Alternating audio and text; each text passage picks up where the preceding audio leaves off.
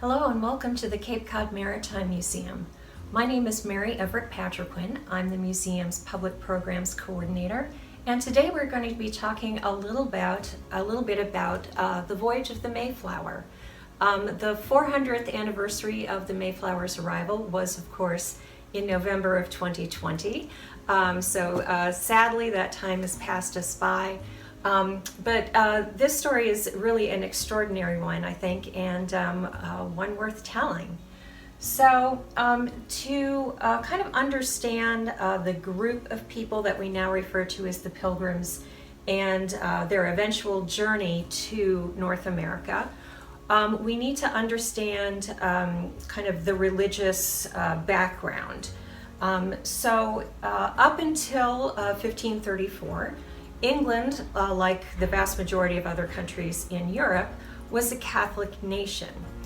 Then Henry VIII decides he wants to divorce his first wife, Catherine of Aragon, so that he can marry Anne Boleyn. The only way he can do this is if the Pope will grant him an annulment. So the Pope refuses to do so. Henry decides, well, okay, I'm going to break from the Catholic Church.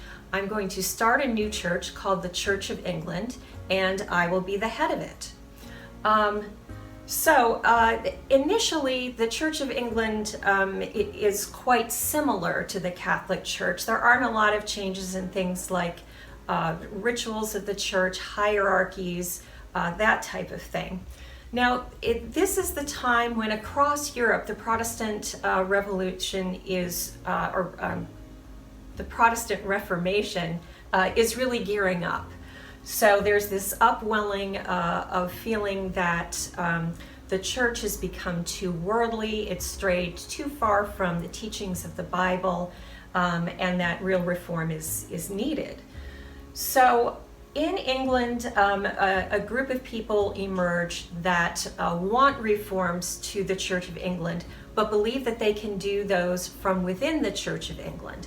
This group of people becomes known as Puritans.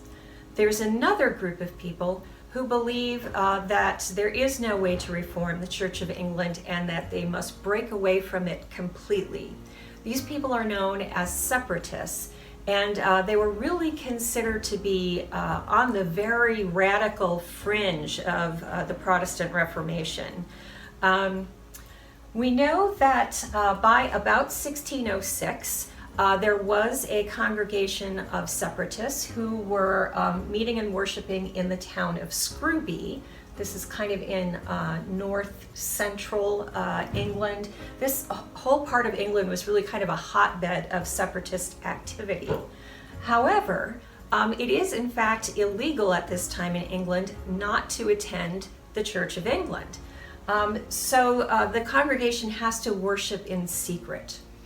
So eventually they are found out in 1607. A number of people are arrested and jailed for up to a month. Other people discover that their homes are being watched, their movements are being monitored by their neighbors. It's really a situation where they feel that the best choice is to leave England altogether. And they decide to go instead to Holland.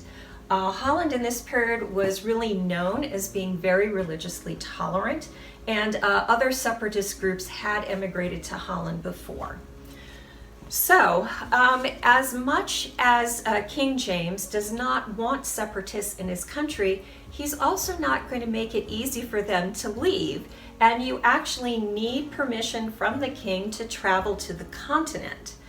That means that essentially the separatists are going to have to sort of escape in secret.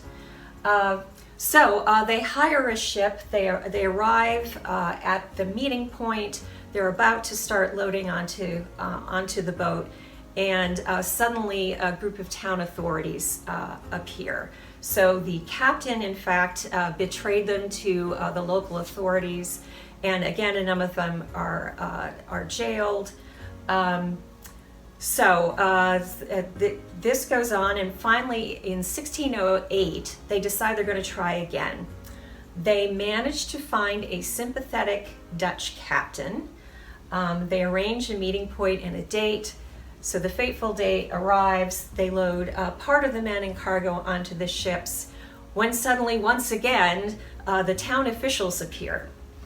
The captain of the ship decides he has a fair wind and he's simply going to leave with the people he already has on the boat.